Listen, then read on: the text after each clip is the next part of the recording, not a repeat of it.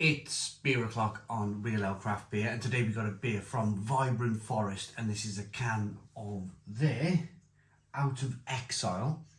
This is a Sabro and Equinox hop pale ale, and it's coming in at 4.9% ABV. It's in a 440 milliliter can. Looks really good. I like their branding. I like how their cans are really nice and colourful. Makes you want to pick it up and have a look at it, especially when you see all of their beers kind of on it. I've got a little shelf here. Have a look, it's a bit messy. There you go, it's all their beers here. You can see they're kind of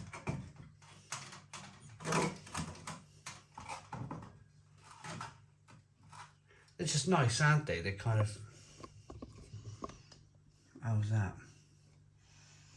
They just seem to work. The colours, everything seems to kind of come together and work quite nicely. So, without further ado, that was a turn up for them. I do think sometimes, Rich, I think, I don't know, let's just do it off the cuff. Let's just do it as we feel necessary. 440 milliliter can, let's get it out into a glass, see what we get. 4.9% ABV. Right. Basically what I'm saying, if you've seen this beer on a supermarket shelf, you'd pick it up, wouldn't you? Or a bottle shop, I should say.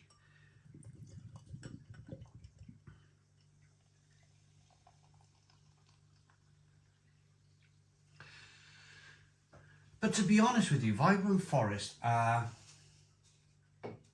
course, every brewery wants to sell their beer all over the UK, don't they? They want people to try their beer and they want to make a profitable business out of it. But Vibrant Forest have this lovely, I've not been yet, I'm hoping to go 2025, which is like the last couple of days of 2024 here, reviewing this. But 2025 is on my wish list to go down to Vibrant Forest, because apparently they have an amazing beer garden, an amazing kind of outside area where music on the weekend, food on the weekend, and it's just, yeah, all round great place to be, especially when the sun's shining, drinking their beer fresh from the tap, really, in the beer garden. So, beer in the glass, we've got a 1 to 2 finger white head, good levels of carbonation. It's a straw coloured, hazy looking pale ale. Aroma, stonking aroma on this one.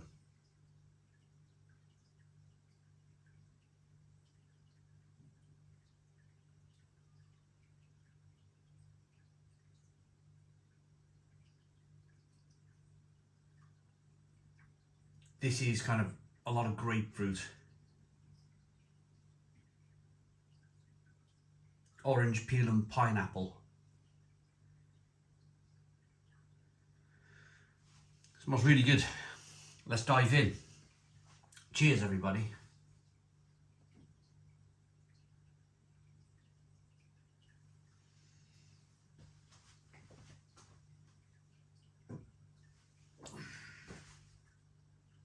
Oh,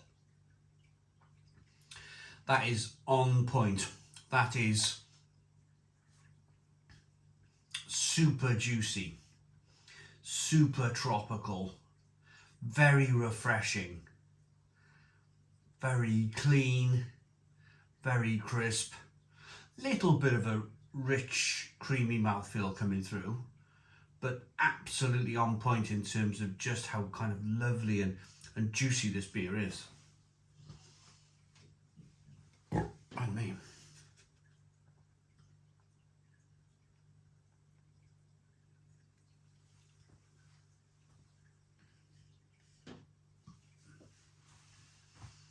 good head retention.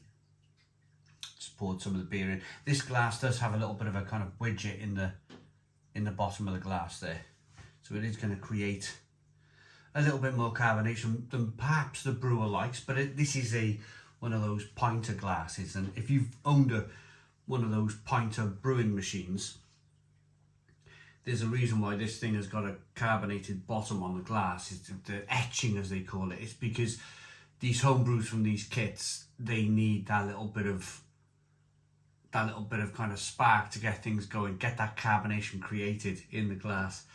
Probably not the best glass to use in this review.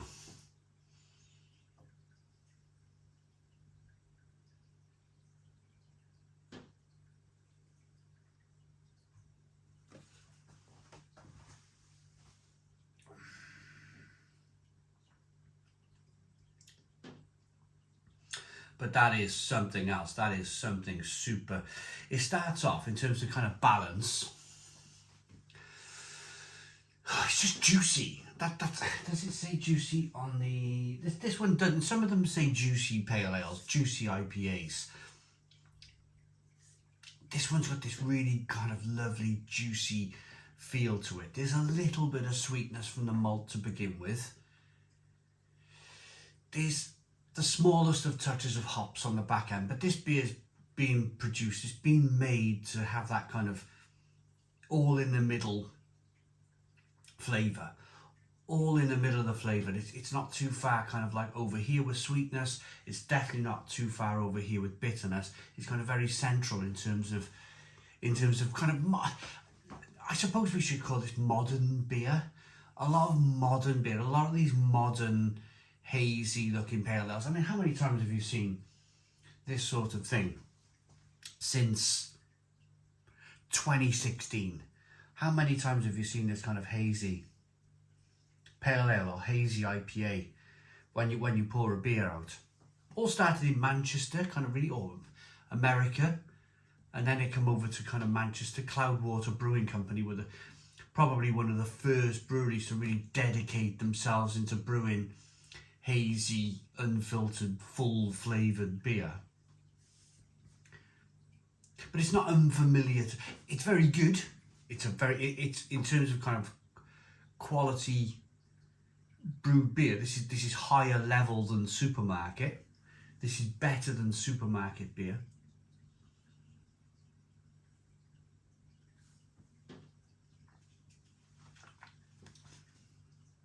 But it probably sits with Verdant. It sits with Cloudwater. It sits with Polly's Brew Co. in terms of that kind of high level quality, achieving the very, very best you can with the hops available. And that's what they've done here. They produced a really, really good, solid pale ale.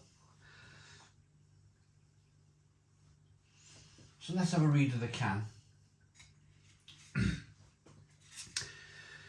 Sabro and Equinox hop.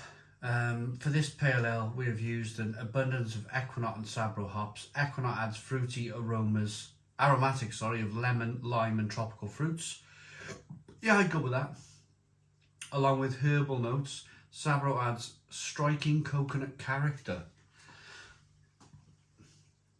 Striking coconut character.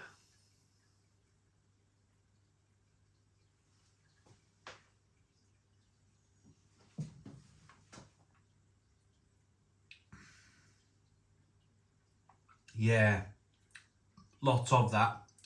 Coconut's another one of those flavours, along with vanilla and cinnamon, which I struggle with, interestingly enough. I'll always struggle with vanilla. I'll always kind of struggle with a bit of cinnamon. I always have done with beer.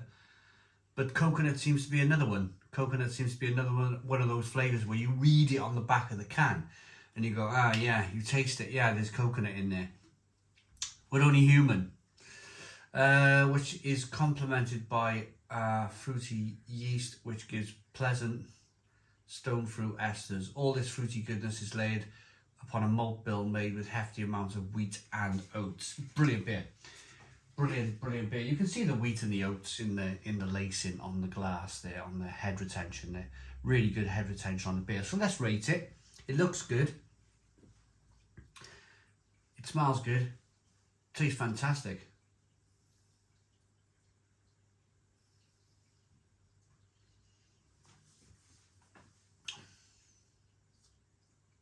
Yeah, I like that.